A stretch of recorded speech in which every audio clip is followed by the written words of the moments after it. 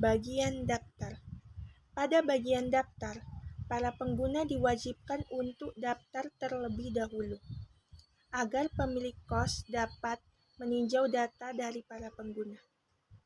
Di bagian ini terdapat logo dan teks, kemudian terdapat biodata yang berisi nama depan, nama belakang, tanggal lahir, email, umur, nomor telepon, dan kata sandi. Setelah mengisi biodata, maka para pengguna bisa menekan button daftar. Bagian lupa kata sandi. Pada bagian ini terdapat logo, teks, dan icon.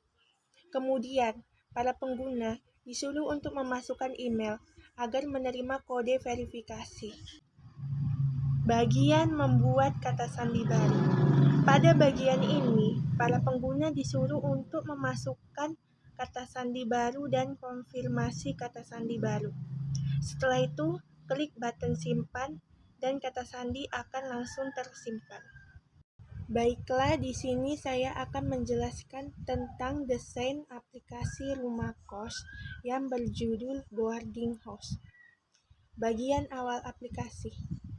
Bagian ini merupakan desain yang dirancang awal untuk mengenalkan aplikasi.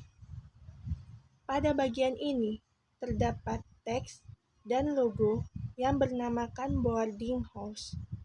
Kemudian terdapat button masuk atau login dan button daftar. Ketika para pengguna mengklik button masuk atau login, maka para pengguna akan dibawa ke halaman login. Begitu juga dengan button daftar. Ketika para pengguna mengklik button daftar, maka akan dibawa ke halaman daftar. Assalamualaikum warahmatullahi wabarakatuh. Baiklah, di sini saya akan menjelaskan desain aplikasi rumah kos atau disebut dengan boarding house. Yang ketujuh ada pemenu. Bagian ini akan terdapat beberapa fitur yang bisa mempermudah para pengguna untuk memakainya. Setelah login, tadi akan muncul bagian menu seperti di bawah ini. Terdapat beberapa objek seperti pencarian untuk kamar kos, berbagai kategori seperti al, fasilitas, dan yang lainnya yang bisa para pengguna lihat secara langsung. Tidak hanya itu saja, terdapat juga banner yang membuat ciri khas dari aplikasi ini dengan letak di bawah kategori. Para pengguna juga bisa melihat update-update dari aplikasi dengan cara menyalakan lonceng yang ada di atas. Selain itu, di bagian bawah terdapat juga elemen-elemen seperti profile, pencarian, home, simpan, dan kontak. Yang kesembilan, sini ada tipe kamar. Pada bagian ini, para pengguna bisa langsung melihat spesifik tipe-tipe kamar yang ada di boarding house ini. Di boarding house terdapat dua tipe kamar, yaitu kamar ber-AC sama kamar yang ada kipas anginnya. Jadi para pengguna bisa melihat salah satu tanpa harus datang ke lokasi untuk melihat kamar secara langsung. Setelah yang ke-10 ada fasilitas.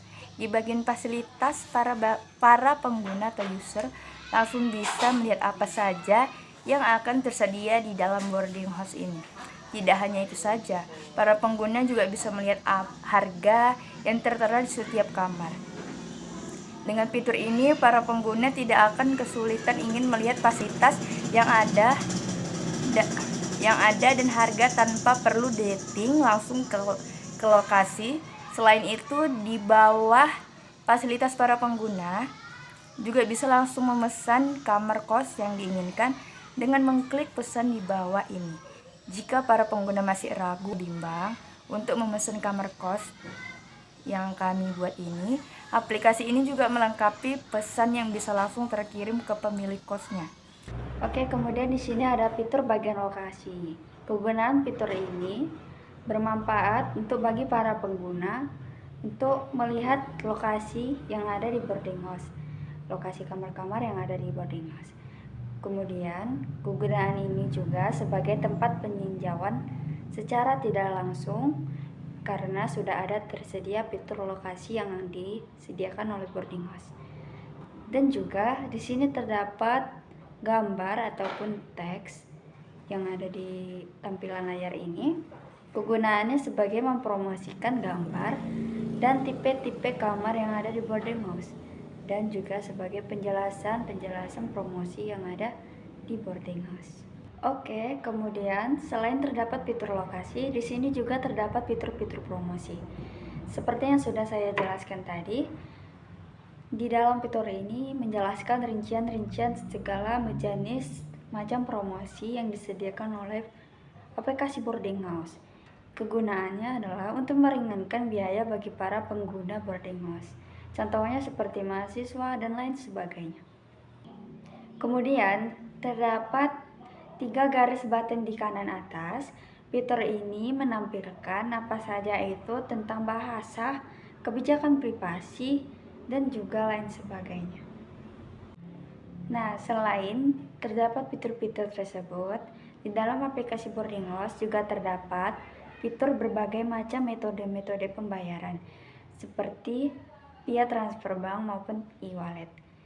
Nah, jika para pengguna ingin meminta struk sebagai bukti pembayaran yang sah, maka sebagai pengguna bisa saja mengklik cetak struk yang tersedia di dalam fitur aplikasi tersebut. Baiklah, saya akan melanjutkan materi selanjutnya, yaitu materi kebijakan aplikasi. Di aplikasi ini juga terdapat bagian kebijakan-kebijakan di dalamnya. Dengan kebijakan ini dapat memberikan bantuan dalam melaksanakan aplikasi boarding house. Selain itu, di dalam kebijakan ini juga para pengguna juga mengetahui tentang bahwasannya privasi pengguna akan dijaga oleh aplikasi boarding house, sehingga tidak akan membuat kekhawatiran atau rasa takut jika bermasalah atau dihack.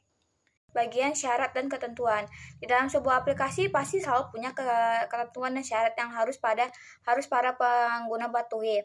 Begitu juga dengan aplikasi boarding house ini, para pengguna dapat membaca dan melihat syarat ketentuan yang dimiliki aplikasi.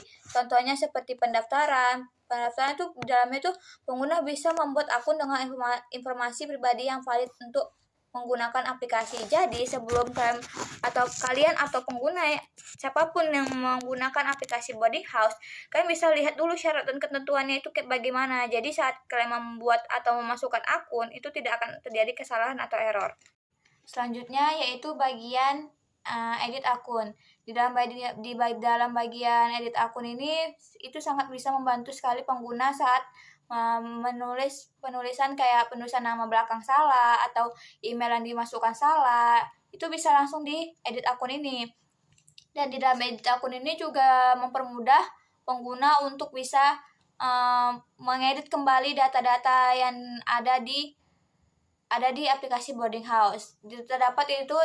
Fiturnya terdapat nama depan, nama belakang, email, jenis kelamin, nomor HP, terus alamat. Setelah diisi semua, bisa langsung disimpan ke dalam aplikasi itu langsung tersebut. Jadi saat udah diedit ini kan, misalnya ada nama yang salah, nama depan, atau ada yang salah nama belakangnya.